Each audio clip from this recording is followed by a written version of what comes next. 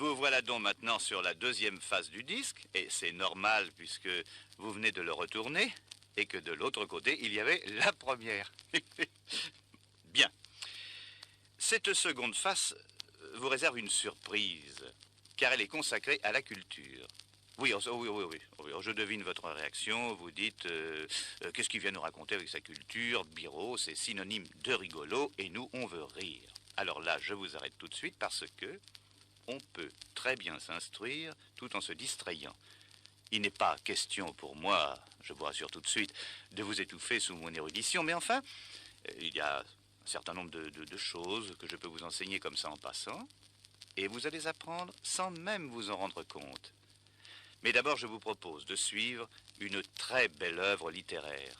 Si je l'ai choisie, c'est parce qu'elle fait partie de la culture générale, et aussi parce qu'on n'a plus le temps de lire actuellement, ni même d'aller au théâtre. De plus, il s'agit d'une innovation. En effet, vous avez déjà suivi des feuilletons télévisés, des feuilletons radiophoniques, mais c'est la première fois au monde que vous allez pouvoir suivre un roman feuilleton sur disque. Et moi, entre chaque épisode, pendant les entr'actes, je vous retrouverai avec beaucoup de plaisir pour vous enrichir l'esprit et vous distribuer quelques miettes de mon savoir. Mais trêve de préambule, voici le premier épisode de ce roman feuilleton phonographique qui s'intitule L'homme aux pétunias.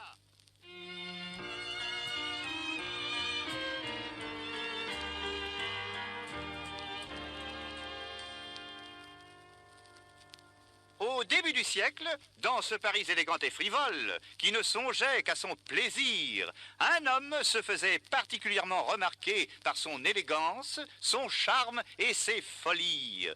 Il fréquentait les cercles et arborait à sa boutonnière une fleur toujours la même. Son nom, Manvussa. Gérard Manvussa. Son surnom, l'homme aux pétunias. Et cet homme, beau comme un dieu, menait un jeu d'enfer. 10 000 louis à la banque. Banco. 5. 6. Oh, j'ai renoncé à miser contre lui. Au poker, il a eu une chance insolente. Chaque fois qu'il joue dans notre cercle, il abat un carré. Heureux au jeu, Gérard Manvussal était aussi en amour.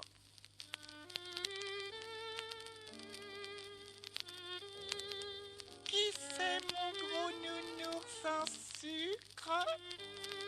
C'est moi. Qui c'est ma petite canaille adorée? C'est moi. Et qui c'est qui va m'amener à Biarritz pour le week-end? C'est pas moi. Oh! Eh non. Eh oui, car s'il fréquentait ces femmes qui joignent le futile à l'agréable, Gérard n'en était pas moins follement amoureux. Elle se nommait Odette. Odette. Odette. De jeu. Odette de jeu, tel était son nom prédestiné en somme. Ils s'étaient rencontrés pour la première fois dans un restaurant chic sous les feuillages d'automne des Champs-Élysées. Hola, Firmin. Monsieur, Quelle est cette ravissante créature en robe Reseda? c'est une cocotte, monsieur. Mais encore. Mademoiselle Dejeu, dite la belle Odette. Un cœur à prendre. Merci, Firmin. Je ne laisse jamais un cœur sur le tapis. L'instant d'après, Gérard était à la table d'Odette, ou pour mieux dire, à la table de jeu. Eh bien, vous ne manquez pas d'audace. J'ai tort. Je n'ai pas dit cela. D'ailleurs, il me semble vous reconnaître. N'êtes-vous pas celui que tout Paris appelle l'homme aux pétunias? C'est vrai, On vous dit très joueur. je le suis. Monsieur déjeunera? Oui, à la carte, évidemment. Un peu de vin, cher ami. Oui, mais je Je sens que nous allons nous entendre. Ainsi était née une grande passion. Et depuis 2 mois maintenant, ce couple heureux n'avait pas d'histoire, s'affichait dans les générales et s'exposait dans les expositions. Hélas, même un coup de foudre ne met pas à l'abri des coups du sort. Et un après-midi, alors que Gérard glissait un pétunia à sa boutonnière... Tu tousses? Rien de grave, ma tourterelle. Et d'ailleurs, pour un joueur comme moi, c'est normal d'avoir la toux. Oh, je n'aime pas ça. C'est une petite toux sèche. Eh bien, je vais boire un drink. Comme ça, elle sera mouillée. Ne plaisante pas, mon chéri. C'est peut-être très sérieux. Rien n'est sérieux, ma gazelle, sauf notre amour. Allons, je passerai te chercher ce soir et nous irons au spectacle. En attendant, je vais aller risquer quelques louis sur le tapis vert. Tiens, je vais faire un petit poker. Oh, ça part, c'est con. Et je suis sûr que j'aurai de la chance. J'ai déjà une quinte. Gérard allait-il gagner au jeu? Gérard allait-il perdre la santé? Vous le saurez en écoutant tout à l'heure le 2e épisode de... L'homme au pétunia.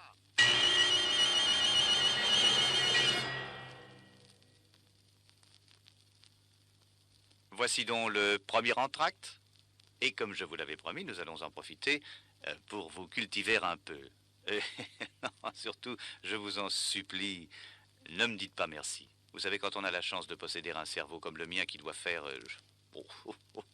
je ne sais pas, moi, disons, 2 fois et demi la taille courante. Alors, vous comprenez, on emmagasine forcément une érudition gigantesque. Et ça c'est un don. C'est un don, et j'aurais tort de m'en vanter, je le cultive intelligemment, c'est tout. Bon, alors, tenez, si vous voulez, commençons par la peinture.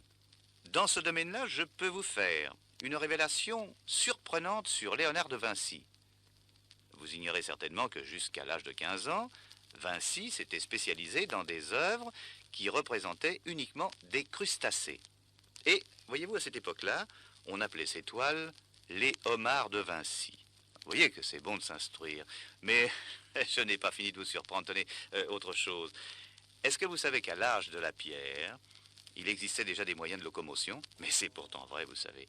Les hommes de la préhistoire avaient l'habitude de prendre d'énormes blocs de pierre dans lesquels ils taillaient des roues assez grandes. Ils les rejoignaient entre elles au moyen de tiges de rotin. Et ça, faut dire, c'était très ingénieux d'y avoir pensé. D'ailleurs, vous voyez, le premier qui en avait eu l'idée, on l'avait surnommé le penseur de rotin.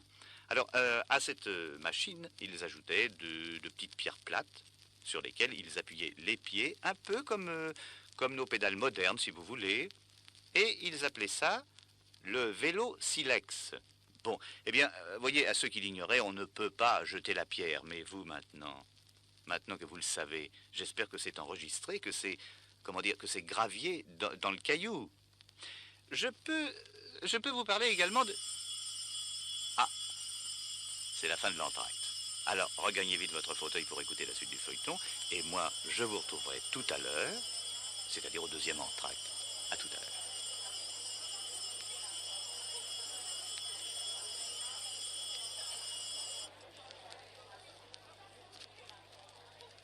Et voici le 2e épisode de notre roman feuilleton L'homme au pétunia. Résumé du premier épisode. Le jeune et beau Gérard Bambussat est follement épris d'une demi-mondaine. Odette de jeu, dite la belle Odette. Malheureusement, ce garçon qui a de la branche souffre des bronches. Il oublie ses ennuis de santé en s'étourdissant dans un tourbillon de plaisir. Ce soir-là, à la Comédie Française, le rideau vient de tomber sur le premier acte de la pièce d'Henri Bataille. Le public applaudit. Non, j'ai dit le public applaudit. Voilà. Soudain, on frappe à la porte de la loge. Qu'est-ce? Qu'est-ce? Oh là là. Oh, je m'en vais du... Qu'est-ce? Un message pour madame. Donnez, mon ami. Qui peut écrire ainsi, en pleine représentation? Est-ce que nous serions à une pièce à message? C'est ton père. Papa? Que te veut-il? Me voir le plus tôt possible. Eh bien, appelons un fiacre. C'est le meilleur moyen de faire diligence. Je préfère aller seul, Gérard. Vraiment? Oui. Comme ça, tu pourras me raconter la fin de la pièce. 10 minutes plus tard, Odette se trouvait dans l'hôtel particulier des Manvussa, en pleine Monceau, face au père de Gérard. Plus je vous regarde, et plus je pense que mon fils n'a pas mauvais goût. Vous non plus du reste. Gérard est un excellent parti. Malheureusement pour vous, mademoiselle, c'est déjà un parti pris. Je ne comprends pas. Eh oui, j'envisage pour lui un mariage dans notre milieu. Aussi, je n'aurai qu'un mot. Combien pour rompre avec lui? J'aime votre fils, monsieur. Et l'amour n'a pas de prix. Si vous l'aimez vraiment, vous n'empêcherez pas son mariage. J'ai tout arrangé. Il doit épouser Georgette Étiré, la fille du banquier Sylvain Étiré. Oh, quelle horreur! Elle est aussi laide qu'elle est riche. On n'est jamais laid quand on est riche.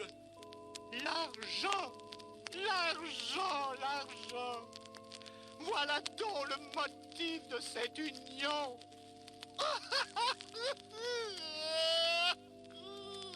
Eh oui, vous pleurez, c'est normal. On pleure toujours quand on épluche les unions. Réfléchissez à ma proposition. À bientôt, mademoiselle. Bien que sa poitrine fût assez menue, Odette en avait gros sur le cœur. Et lorsqu'elle retrouva son amant... Tu vas donc épouser une fille de banquier. Que dis-tu là, ma tourterelle? Mais entre la bourse et la vie, je préfère faire la vie. Cependant, ton père m'a cruellement rappelé mes origines et notre différence de milieu. Allons, oublie tout ça, mon bel amour. Demain soir, nous partons pour Monte-Carlo et je prendrai 2 billets de première. Comme ça, il ne sera plus question entre nous de différence de classe. Monte-Carlo! Oui, là-bas, les pétunias sont en fleurs. Oh, cette toux qui te déchire la poitrine. Oh, cette toux. Peu importe. Je te mets au-dessus de tout. Pourtant, sans en parler à sa maîtresse, Gérard consulta le lendemain son ami, le célèbre docteur Eston. Allons, Charles. La vérité. Je veux la vérité. Je suis perdu. Tu es solide, Gérard. Tu es même bien fait de ton personne. Et un homme bien fait n'est jamais perdu. Mais tu souffres d'une allergie et si d'ici un mois, on n'a pas trouvé la cause, alors là... Un mois à vivre, c'était bien court. Le temps de quelques derniers bancos, de quelques dernières valses, de quelques derniers pétunias. Allons, c'en était fait. Gérard avait pris sa décision et à 23h15... Attention, les voyageurs, pour Lyon, Quimper, Alors, mon bel amour, qu'a dit le médecin? que je suis bâti pour vivre 100 ans. Courageux mensonge! Mais comment tout cela allait-il se terminer? Vous le saurez en écoutant tout à l'heure le 3e et dernier épisode de L'homme aux pétunias.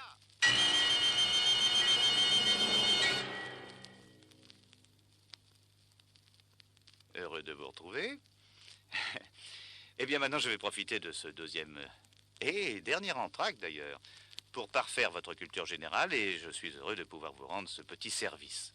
D'ailleurs, voyez, pendant que je parle, si ça peut vous aider, hein, ne vous gênez pas, prenez des notes. Hein.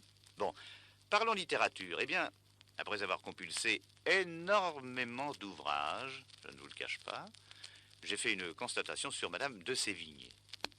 Je ne sais pas si vous en avez fait la remarque, mais Madame de Sévigné, vous savez, n'avait jamais connu le métro. Eh bien, malgré ça, ça ne l'a pas empêché d'avoir sa correspondance. Voilà.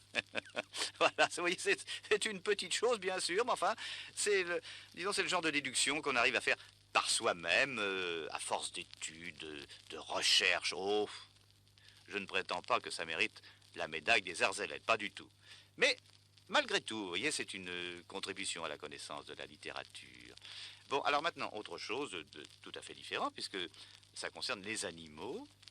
D'ailleurs, ça vous prouve en passant que j'ai fouillé vraiment tous les domaines. Bon, bien. Et vous savez bien sûr qu'on dit que le chat est égoïste, que le chien est fidèle, que la pie est voleuse. Bon, mais savez-vous quel est l'animal le plus rapporteur? Eh bien, c'est le cheval. Mais oui, parce qu'on dit toujours « cheval dire à ta mère ». Hein? Encore une observation très intéressante. Oh, je me doute que l'étendue de ma culture vous sidère. Et pourtant, vous savez, je ne vous en donne qu'un tout petit aperçu. Bien, tenez, j'ai appris sur Shakespeare, parce que je vous veux intéresser, j'ai appris sur Shakespeare une anecdote très, très curieuse. Shakespeare, vous savez, le fameux auteur anglais. D'ailleurs, je vais vous raconter l'anecdote en français pour simplifier. Bon, alors voilà de quoi il s'agit. Alors qu'il était à l'apogée de sa carrière, Shakespeare a écrit une tragédie et, avant de la faire jouer, il a voulu connaître l'opinion de quelques amis. Qu'a-t-il fait? Il a réuni chez lui 10 intellectuels et il leur a lu son manuscrit.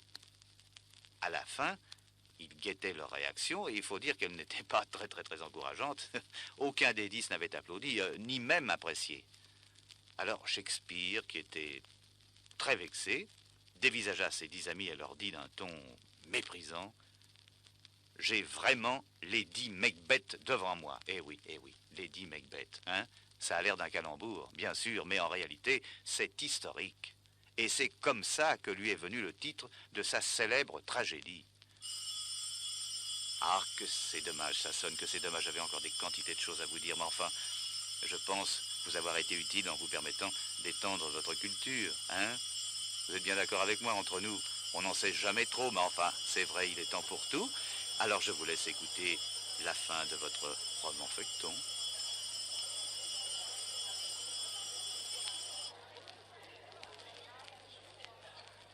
Et voici le 3e et dernier épisode de L'homme aux pétunias. Résumé des chapitres précédents. Pour Gérard Morissa, joueur invétéré, cette fois, rien ne va plus. Odette, sa folle maîtresse, l'ignore, mais il n'a plus qu'1 mois à vivre. À moins que... Faites vos jeux. Les jeux sont faits. Oh, Gérard! Regarde qui tient la banque! Sylvain est tiré lui-même. Diable, le père de cette affreuse fille que l'on veut me contraindre à épouser. Méfiez-vous, cher ami. Ce soir, il joue gros. On raconte qu'il est même en train de jouer l'argent de ses clients. Le banco est de 50 000 louis. Banco. Gérard! 7 à la banque. 8. Arrête-toi, Gérard, je t'en supplie! Gérard, arrête! Mais non. Pour une fois que j'ai l'occasion de faire sauter la banque. Et le banquier. 100 000 louis à la banque. Banco. 8. 9. Oh! plus tard, toute la fortune de Sylvain Étiré était passée entre les mains de Gérard Manvussat. Oh, mon Odette, nous voilà riches maintenant.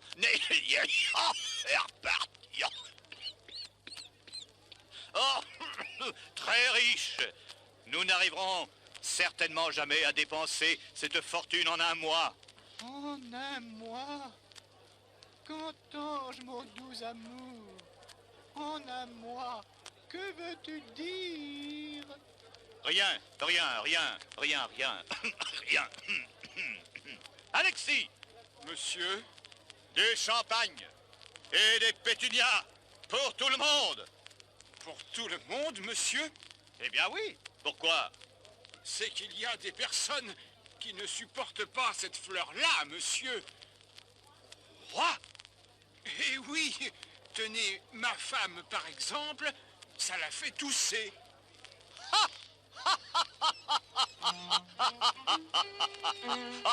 Ah, tousser! Ah, tousser! Ah, ça par exemple! Et c'est ainsi que l'homme aux pétunias découvrit le chemin de la guérison. Quelques jours plus tard, il épousait Odette de Jeu et, comme dans les contes de fées, ils vécurent heureux et ils eurent beaucoup de petits croupiers.